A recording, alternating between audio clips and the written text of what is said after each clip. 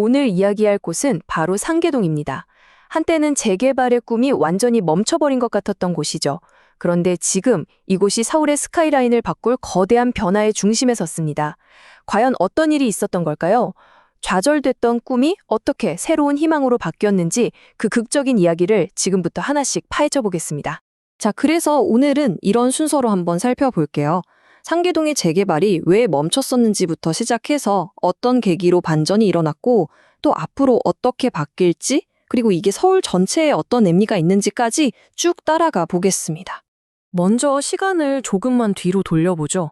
2025년 말, 이때 상계동 부동산 시장 분위기는요, 정말 한마디로 암울함 그 자체였습니다. 깊은 실망감이 시장 전체를 뒤덮고 있었죠. 당시 현장에 있던 부동산 중개사분의 이 한마디가 모든 걸 말해줍니다. 호가를 3천만 원이나 내려도 찾는 사람이 없다. 정말 재건축의 꿈은 이제 끝났다고 다들 그렇게 생각하고 있었던 거예요.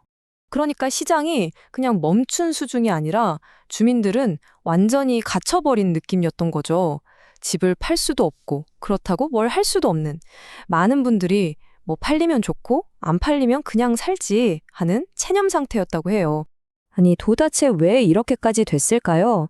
삼계동의 발목을 아주 꽉 잡고 있던 커다란 장애물이 두 가지 있었습니다. 첫 번째가 바로 이 토지거래 허가구역 제도인데요. 이게 뭐냐면 쉽게 말해서 여기서 집 사려면 당신이 직접 들어와서 사세요 하는 강력한 규제예요. 이러니까 투자 목적으로 집을 사는 우리가 흔히 말하는 갭 투자가 사실상 원천 봉쇄된 거죠. 그 영향이 어땠냐면요. 이 그래프를 한번 보세요.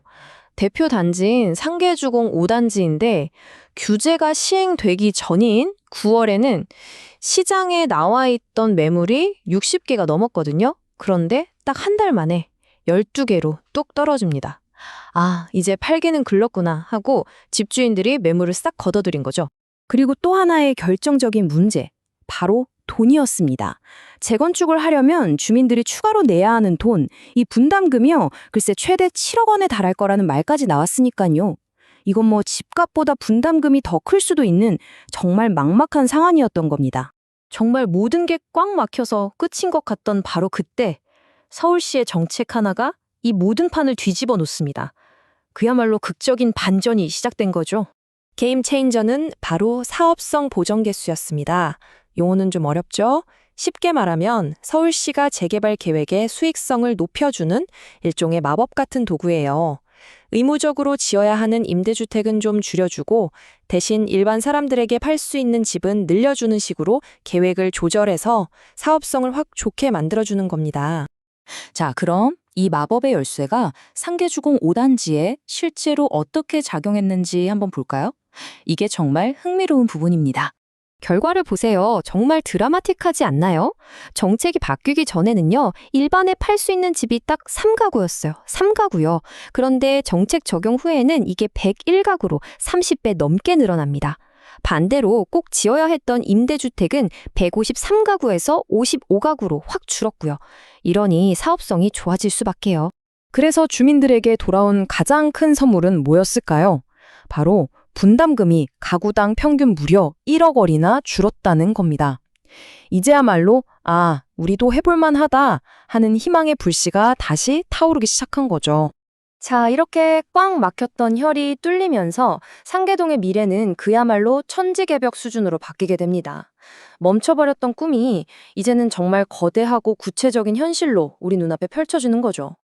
그 규모가 어느 정도냐면요. 상계동과 중계동 일대에 새로 들어설 집이 무려 10만 3천 가구에 달합니다.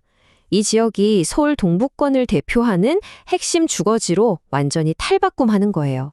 그 중에서도 가장 큰 규모를 자랑하는 곳, 바로 상계 보람 아파트인데요. 이곳은 앞으로 상계동의 새로운 랜드마크가 될 겁니다. 어떻게 바뀌는지 한번 보세요. 기존 3,300여 세대가 4,500세대 가까이 늘어나고요. 층수도 기존 15층에서 무려 45층 초고층으로 변신합니다. 낡은 아파트가 완전히 새로운 최첨단 친환경 단지로 다시 태어나는 거죠.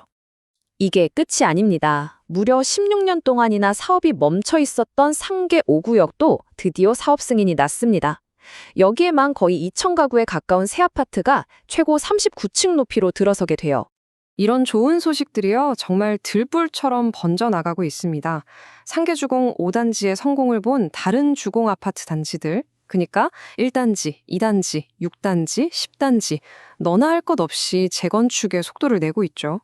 지역 전체의 분위기가 완전히 달라진 겁니다. 자, 그렇다면 이게 그냥 상계동이 좋아진다에서 끝나는 이야기일까요?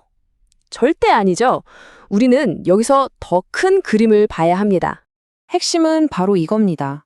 상계동이 예전처럼 그저 서울 도심으로 출퇴근하기 위해 잠만 자는 배드타운이 아니라 그 안에서 일자리와 문화, 생활이 모두 관련한 자족 도시로 거듭나고 있다는 거예요. 도시의 정체성 자체가 바뀌는 중대한 전환점인 셈이죠. 바로 이 점 때문에 상계동의 성공 사례가 서울의 다른 지역에도 굉장히 중요한 겁니다. 비슷한 문제를 겪고 있는 다른 낡은 동네들도 우리도 이렇게 할 수 있겠구나 하는 희망과 함께 참고할 수 있는 훌륭한 청사진이 되어주는 거죠.